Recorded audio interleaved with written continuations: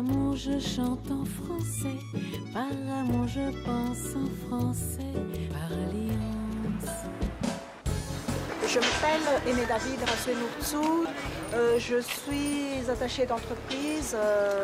Je suis malgache. J'habite Tananarive, la capitale de Madagascar.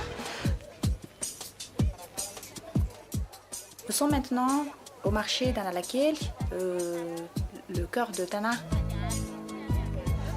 Voilà le raftout. Ce sont des feuilles de manioc pilées et que les malgaches font comme plat malgache. Voilà les différents types d'épices. Les pilkels, puis les funaku, ça veut dire cœur de poulet.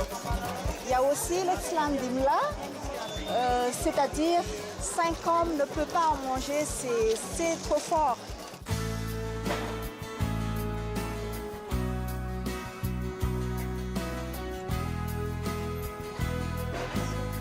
La réalité malgache, c'est de pouvoir passer d'un monde à l'autre en une seconde. Nous sommes maintenant dans un endroit riche, dans un quartier très chic. La nouvelle tendance, c'est de construire des maisons typiquement malgaches et surtout à l'ancienne. Mais moi, j'habite pas ici. 3 fois par semaine, je vais à l'Alliance pour suivre des cours de français des affaires et c'est bon pour ma carrière. J'en profite aussi pour suivre des cours d'aérobic avec Alliance française. On peut faire beaucoup d'activités. Je vous remercie de m'avoir accompagné dans ma journée à Tananarive. Je vous dis au revoir et à bientôt. Par amour, je parle français. Par amour, je chante en français. Par amour, je pense en français. Par alliance. Par amour, je parle français. Par amour, je chante en français. Par amour, je pense en français. Par alliance. Bonjour, je m'appelle Walter Farias, je suis argentin. Je m'occupe des relations publiques, communication à l'Alliance française et je vais vous parler de mes 2 passions, la langue française et le football. La Boca, vieux quartier de Buenos Aires, avec ses murs colorés, son ambiance football. On respire football dans toutes ces rues. C'est ici, dans cette place, la place Solís, où l'histoire du club le plus populaire de l'Argentine a commencé, le club Boca Juniors. 5 jeunes immigrants ont décidé, le 3 avril de 1905, de fonder un club de football, Boca Juniors. C'est à partir de là que l'histoire a commencé. On est au quartier de la Boca, à côté du Riachuelo, au port. En fait, un jeune qui travaillait au pont s'est inspiré à partir d'un bateau suédois qui rentrait au port, qui portait son drapeau bleu-jaune. Et bon, à partir de là, on a adopté la couleur définitive du maillot. Le centre du terrain de la Bombonera, c'est vraiment le rêve de l'enfant. Je ne peux pas le croire. C'est l'endroit où tout le monde a envie d'y être là. 57 000 spectateurs par dimanche qui viennent voir la Boca. Et aujourd'hui, être là, c'est magnifique. C'est incroyable. Incroyable.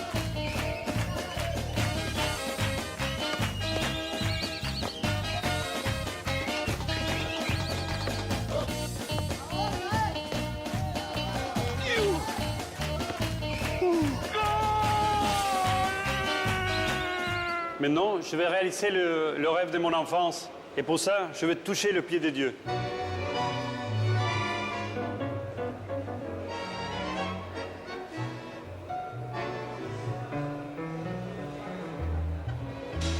Je vous dis au revoir. J'espère que cette rencontre autour du football vous a plu. Par amour, je parle français. Par amour, je chante en français. Par amour, je pense en français. Par alliance.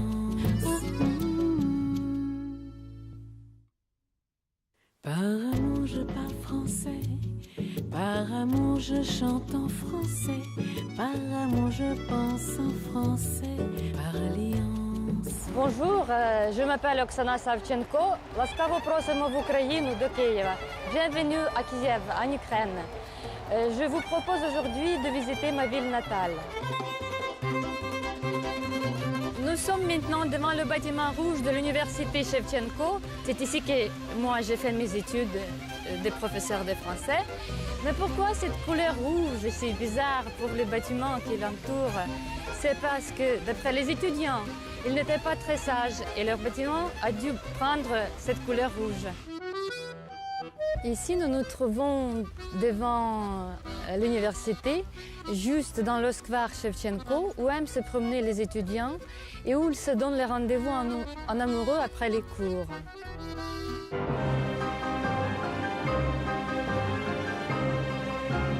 Nous allons voir maintenant un lieu très important pour moi et très intéressant et très spirituel, où l'aura est très particulière, c'est la Sainte-Sophie.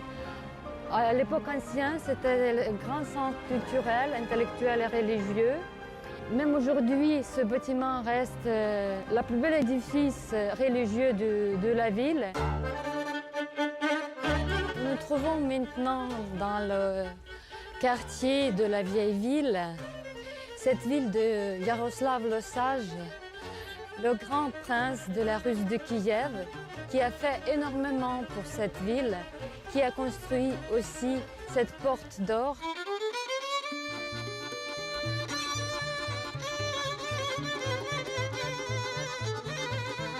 On est là dans ce petit restaurant typiquement ukrainien qui s'appelle Kozachok, ce qui ça veut dire le petit cosaque, où on nous sert beaucoup de plats traditionnels. Et ce que je préfère surtout, c'est les vareniki. C'est une espèce de ravioli ukrainienne. Et je vous invite à visiter Kiev. Par amour, je parle français. Par amour, je chante en français. Par amour, je pense en français. Par alliance. Par amour, je parle français. Par amour, je chante en français. Par amour, je pense en français. Par alliance. Bonjour, je m'appelle Eder Wasserlin, j'en ai 26 ans et je suis portugais. Nous sommes sur la première émission de la radio universitaire de Coimbra. La radio universitaire de Coimbra, c'est une radio libre et parfois chaotique aussi. J'habite ici à Coimbra, j'étudie l'histoire d'art.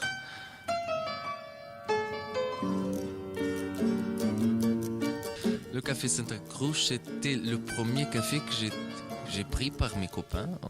Et on était dans cet âge de prendre le premier cigarette, le premier café, la première bière et tout ça. Et on parlait de tout. On parlait de Fernand Pessoa, on parlait de littérature, on parlait de théâtre. Silence! Ça, c'est une pièce que j'ai écrite.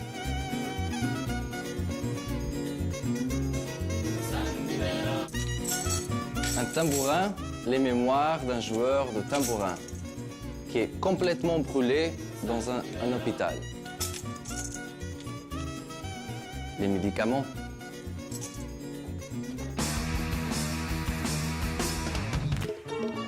Quand je suis venu ici à Coimbra, j'habitais de l'autre côté du fleuve et j'habite encore là-bas.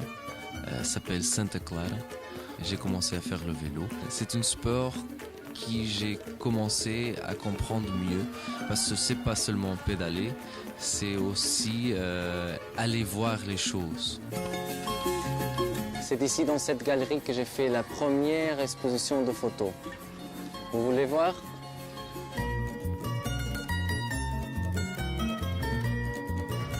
De la glace et les photos. Vous comprenez? Comment non? Il faut venir à Coimbra, je vous explique. Par amour, je parle français. Par amour, je chante en français. Par amour, je pense en français. Par alliance. Par amour, je parle français. Par amour, amour, je chante en français. Par amour, je pense en français. Par alliance. Bonjour, je m'appelle Mi Chenhua, je suis shanghaïenne comme vous avez vu dans cette belle ville. Je parle un peu plus fort parce qu'il y a la musique, c'est comme ça à Shanghai. À partir de 1997, j'ai commencé à apprendre le français à l'Alliance française de Shanghai. En 1999, j'ai commencé à travailler à l'Alliance. J'étais secrétaire, comme maintenant. Quand j'ai commencé à apprendre le français dans la classe, tout le monde doit avoir un prénom en français. Donc je me suis décidée de prendre le nom Odile parce que c'est simple, il n'y a pas trop d'articulation. Quand j'étais petite, je rends visite souvent chez ma grand-mère. Là-bas, il y a beaucoup d'anciennes maisons, des styles traditionnels. Et puis il y a un lac au milieu, il y a un grand jardin, il y a des ponts zigzags. Dans notre culture, on pense que le pont zigzag peut éviter les malheurs. Ça porte l'esprit de la tranquillité aussi.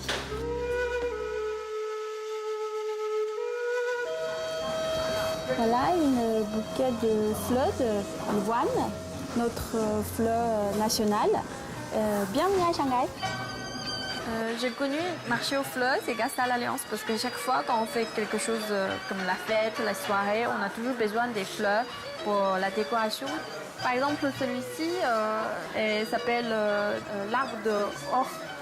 C'est une sorte de fruit qui porte du bonheur, surtout pour le nouvel an. Là, c'est des bonsaïs typiques chinois, et puis ça pousse très vite. On pense que la qualité de la vie, ça va augmenter aussi. Là, ce qui est génial à Shanghai, toujours, et au plein centre, on a un côté un temple bouddhisme et l'autre côté un centre commercial. Et on peut entrer dans les deux. Voilà, je pose devant la vue plus célèbre de Shanghai. Et d'ailleurs, pour vous dire au revoir, je vais vous envoyer une carte postale. Par amour, je parle français. Par amour, je chante en français. Par amour, je pense en français. Par alliance. Par amour, je parle français. Par amour, je chante en français. Par amour, je pense en français. Par alliance. Bonjour, soyez bienvenus à Montevideo, capitale de l'Uruguay, Amérique du Sud. Je m'appelle Gérard et je vais vous montrer la ville où je suis né.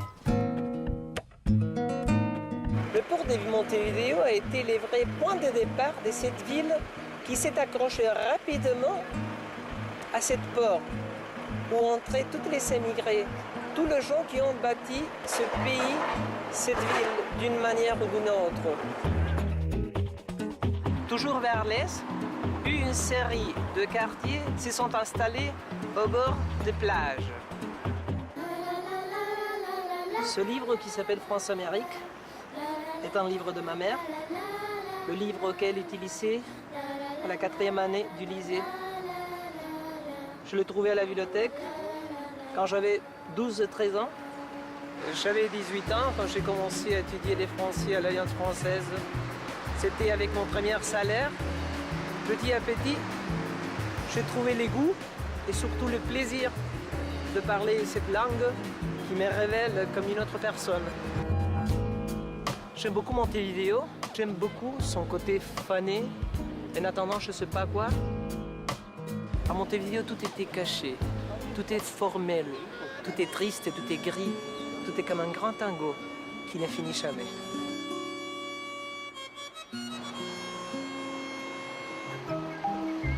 Montevideo, c'est une scène. Et les Solis, c'est la scène de Montevideo. C'est le plus grand théâtre de la ville, mais aussi les plus vieux bâtiments théâtraux d'Amérique latine. C'est un théâtre qui a connu le plus grand moment de la scène uruguayenne pour que les gens puissent passer ici, dans cette grande salle dorée, belloutée, un grand moment. C'est la fin de notre parcours. Montevideo et moi, on vous dit adieu. Le spectacle fini. Par amour, je parle français. Par amour, je chante en français. Par amour, je pense en français. Par alliance. Par amour, je parle je chante en français. Par amour, je pense en français. Par alliance. Je m'appelle Chigo Sayonara, je viens du Japon. J'habite en France depuis un an, récemment, ici, à Rome. Si vous voulez bien, on va faire un petit exercice maintenant. Et autour de la nourriture, il y a d'autres superstitions, par exemple au Japon, par exemple. On ne passe jamais avec les baguettes. On fait jamais. C'est mal poli. Oui, on fait. Mais qu'est-ce que vous faites alors quand vous voulez donner une boule de riz à quelqu'un? Vous la donnez Comme comment? ça, comme ça. Il faut la poser. D'accord, Il vous faut posez. mettre d'abord. Ok. Oui. J'ai arrivé directement du Japon, Okinawa, pour apprendre la langue française. La première chose que j'ai fini mon cours, c'est de chercher un cybercafé parce que j'avais mal du pays. Donc, je voulais parler avec mes amis et ma famille. J'ai découvert la ville de Rome et rive droite, on peut trouver beaucoup de monuments historiques, comme par exemple la cathédrale Notre-Dame. Comme je me suis baladée dans cette vieille ville, j'ai vu beaucoup de vieilles maisons et vieilles grosses horloges. Et à ce moment-là, j'ai pensé que j'étais vraiment en France et j'étais très contente. Je viens souvent ce salon de thé avec mes amis. Et maintenant, je voudrais travailler en France et je voudrais vivre en France. L'idéal, ce serait la traductrice. Quand j'ai choisi la langue française en troisième langue à l'université du Japon, je n'ai jamais pensé que se finirait comme ça. Par amour, je parle français. Par amour, je chante en français. Par amour, je pense en français. Par alliance. Par amour, je parle français. Par amour, je chante en français. Par amour, je pense en français. Par alliance. Je m'appelle Francisco Belaunde, je suis avocat. J'ai fait mes études de droit à Paris. Je travaille très souvent ici, au palais de justice. Mais en fait, je n'ai pas tellement envie de vous parler de ça. J'ai plutôt envie de vous parler de grands amours que j'ai ici à Lima, la gastronomie et la mer. Donc je vous invite à me suivre. Alors voilà, ça c'est le marché de Surquillo. Je vais vous montrer quelques fruits qui ne sont pas connus en France, en Europe en général. Vous avez par exemple la chirimoya, un fruit star ici au Pérou. Le tumbo de la sierra, comme on dit. On peut en manger comme ça tout seul. Et sinon, on en fait un jus de fruits qui est très bon. Alors, vous avez aussi la granadilla, qui a un aspect, en général, les gens viennent ici, ils sont assez surpris par l'aspect, même assez dégoûtés, mais c'est très bon.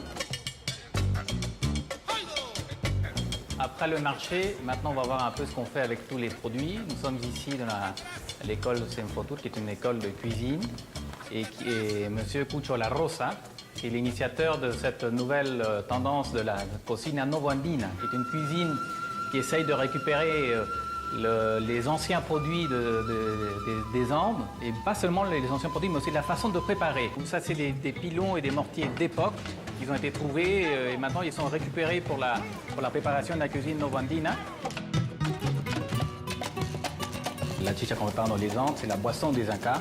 C'est du maïs qu'on fait fermenter. Et là, on me sert de la chicha dans un quero, qui est un verre de l'époque des Incas. 10 ans d'âge. Alors voilà, vous avez bien compris que j'aime bien la bonne cuisine.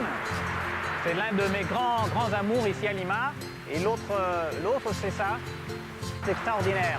Voilà, c'est tout pour ce périple. J'espère que ça va vous inciter à venir ici et découvrir comme moi la bonne cuisine et la vue de la mer, entre autres merveilles, ici à Lima. Par amour, je parle français.